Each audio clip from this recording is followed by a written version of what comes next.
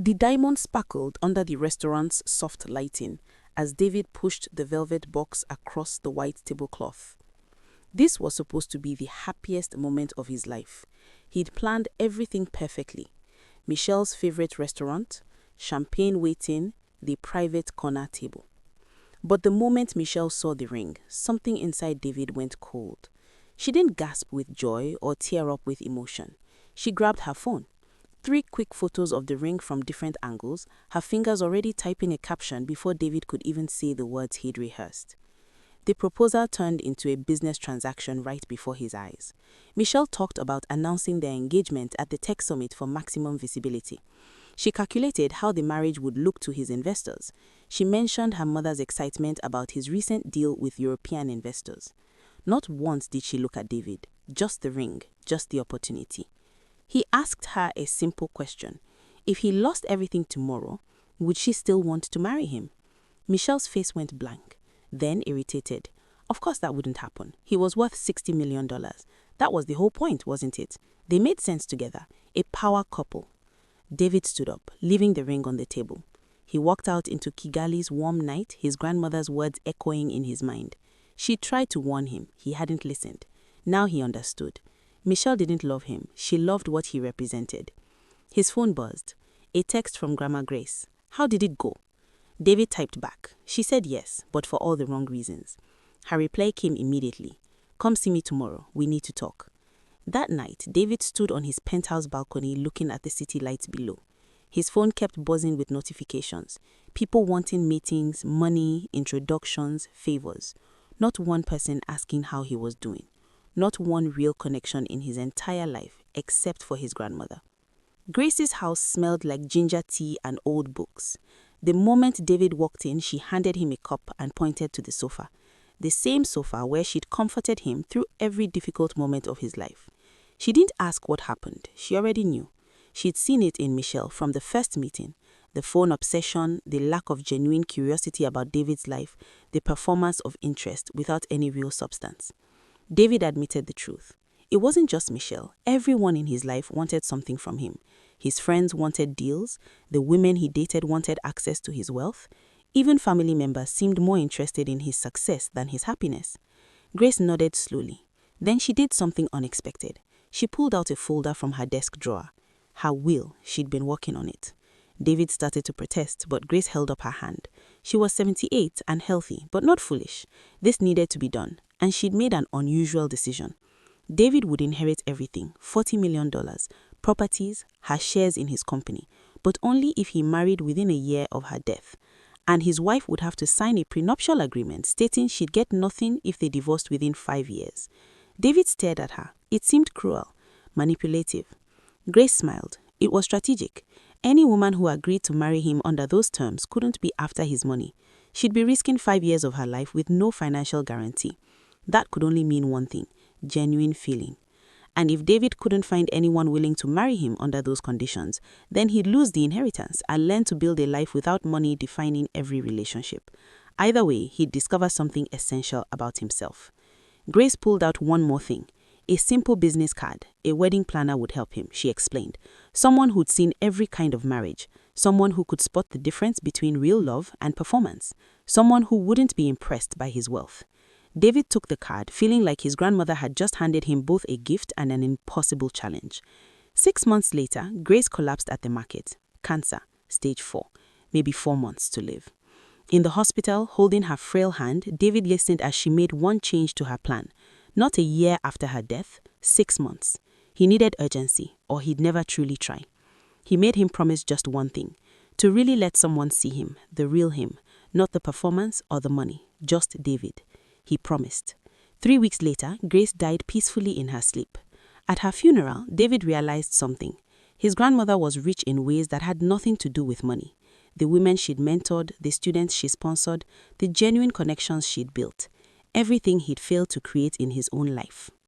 The lawyer read the will in a quiet office. $40 million to David, conditional on marriage within 6 months.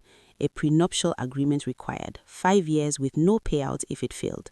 Otherwise, everything went to charity. Grace had left a letter. David opened it with shaking hands.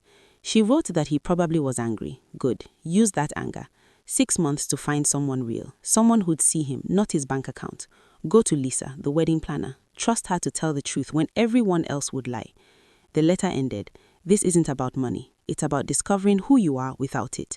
Find someone who sees your heart. I love you. Make me proud. David's phone exploded before he left the building. News traveled fast. Women he barely remembered started texting. Old girlfriends suddenly wanted to reconnect. His mother arrived at his apartment with a list of suitable candidates from good families. The feeding frenzy had begun.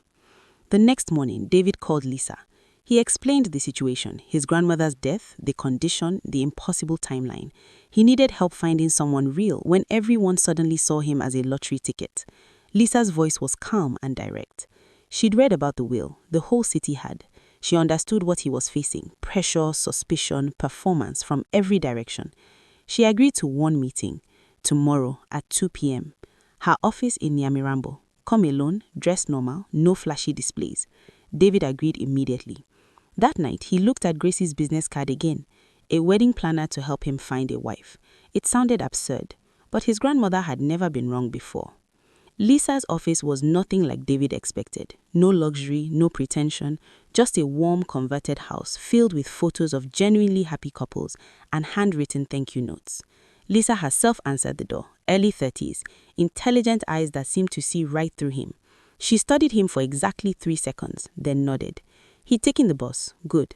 She served coffee in a chipped mug. David recognized the test and didn't react. Lisa asked him to talk about his grandmother. Not the business legend, the actual person who thought this marriage condition was a good idea. David talked about Gracie's humor, her wisdom, her unconditional love, the way she'd seen him clearly when everyone else saw only money. Lisa listened without interrupting. When she finished, she said something simple that cut straight through to truth. Grace really knew him, and she'd wanted him to find someone else who could see him clearly. Then Lisa gave her assessment. Every woman in Kigali knew about the will by now. The smart ones were already researching him, preparing to mirror his interests perfectly. The desperate ones would throw themselves at him. The strategic ones would play hard to get while positioning themselves in his orbit. David's hopes sank. It sounded impossible. Lisa corrected him. Not impossible, difficult. But the prenuptial agreement was actually his secret weapon.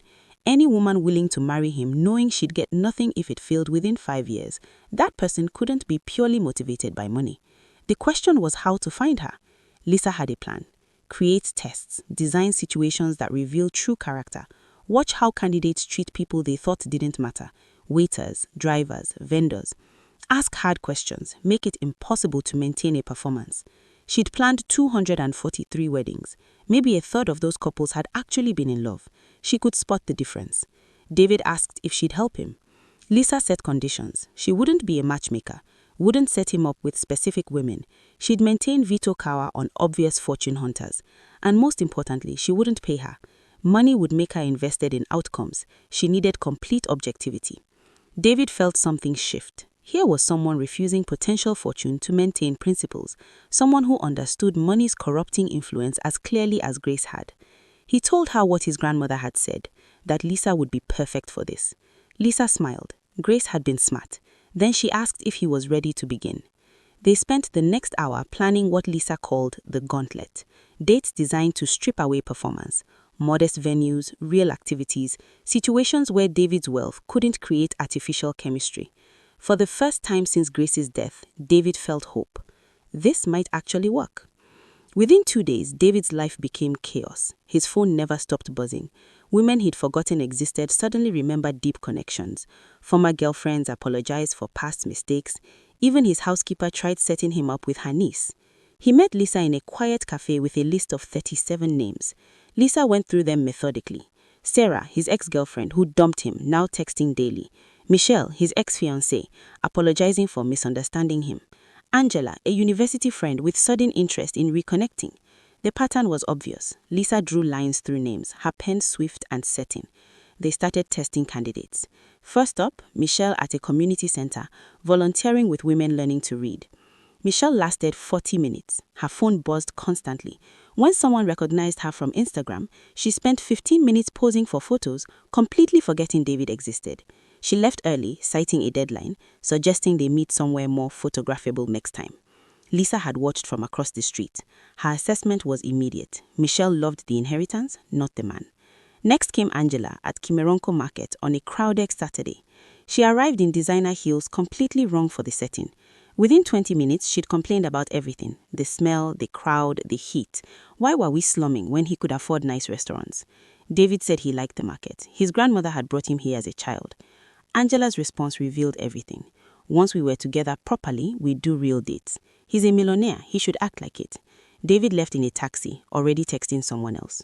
The debriefings became David's favorite part. Lisa would come to his apartment, kick off her shoes, curl up on his couch with wine. They'd dissect the day's disaster with increasing humor. Over 3 weeks, they tested 15 candidates. The same pattern every time. Interest, performance, then some slip revealing the calculation underneath. But something else was happening. Inside jokes developed between David and Lisa. She challenged him in ways that felt refreshing. He learned about her parents' bitter divorce where money had poisoned everything, her dedication to helping couples find something authentic. One evening, David asked if she'd ever seen marriages that started under pressure actually work. Lisa thought carefully. Once, she said, but that couple had been honest from the start.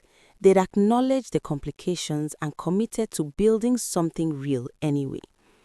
Maybe that was what he needed, David suggested. Someone willing to acknowledge the mess and build despite it. Lisa agreed quietly, but something in her expression made David wonder. The most real conversations he'd had in months weren't with any candidate. They were with her. 3 months passed. 23 candidates tested. All failures. David sat in his apartment with Lisa, the routine so familiar now that it felt essential. She was curled up on his couch in her usual sports, wine in hand, comfortable in his space. He voiced the fear he'd been carrying. They were running out of time. Lisa assured him 3 months was plenty. But what if the right person didn't exist? What if his grandmother had been wrong? Lisa fell back on Grace's wisdom. Then he'd lose the inheritance and prove he could build a life without it. David turned to face her fully. These past 3 months, he admitted, the only time he felt like himself was sitting here with her, talking, laughing, being honest. She saw him, not his company or his money, just him. Lisa's expression shifted.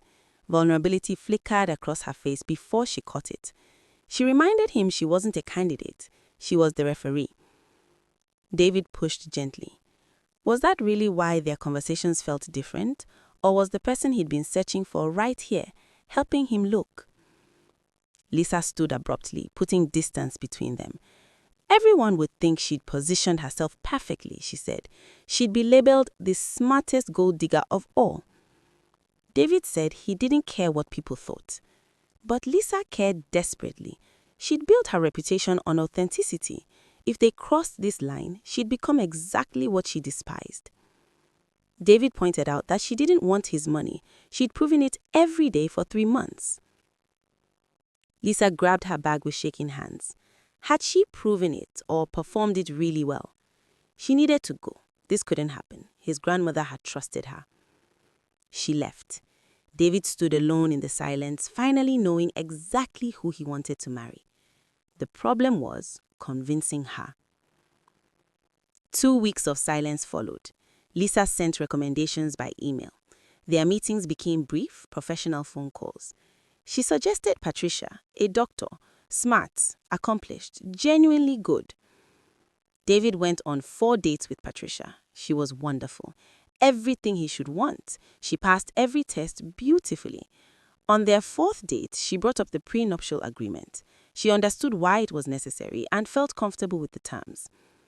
All the right words. But David felt nothing. The truth hit hard.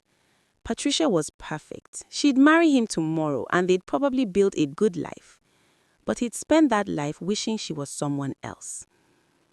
He called Lisa that night. He told her the truth without preamble. He was in love with her. He'd been on 28 dates and the only person he wanted to talk to was her. Silence stretched across the line. Lisa started to say he was desperate, but David interrupted. He was certain. Patricia had been perfect, and he felt nothing except wishing he was with Lisa instead. He made an offer. They could wait. He'd let the deadline pass, lose the inheritance, prove this had nothing to do with money or timeline. They could wait as long as she needed to believe him. He'd give up $40 million just to prove it was real. The silence felt different now, less defensive, more thoughtful. Then Lisa's voice came back, smaller than he'd ever heard it. She couldn't be the reason he lost his grandmother's life work. David tried another approach. Then help me find someone else. Just know that whoever I marry, part of me will always wish it was you. He hung up before emotion overwhelmed him. 2 days later, Lisa wanted to meet with him. David arrived early, more nervous than any business deal had ever made him. Lisa looked like she hadn't slept, but her voice was steady. She said 2 words that stopped his heart. Marry me. David stared. He couldn't have heard correctly. Lisa repeated it. Marry me. Not because he was desperate, but because she'd spent 4 months watching him and seen something worth choosing. Lisa pulled out her notebook. She'd made lists. First list, reasons this was terrible. Everyone would think she manipulated him. They only known each other 4 months. His friends would be suspicious. They'd spend years defending this choice. David's hope started to dim. This sounded like a rejection. But then she flipped a page.